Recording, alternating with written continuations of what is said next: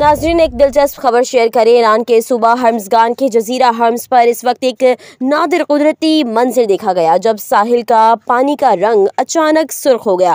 इस दिलकश नज़ारे ने देखने वालों के दिल मोह लिए। माहिरीन का कहना है आयरन ऑक्साइड से भरपूर मिट्टी के समंदर में जाने से समंदर का पानी सुर्ख हुआ। रिपोर्ट्स के मुताबिक 16 दिसंबर को जनूबी ईरान के हर्म्स जजीरे पर शदीद बारिशों ने तबाही मचाई थी। बारिशों के बायस जजीरे की आयरन ऑक्साइड से भरपूर सुर्ख मट्टी समंदर में बह गई, जिससे साहिली पट्टी और इर्द गिर्द के पानियों को सुर्ख रंग हो गया।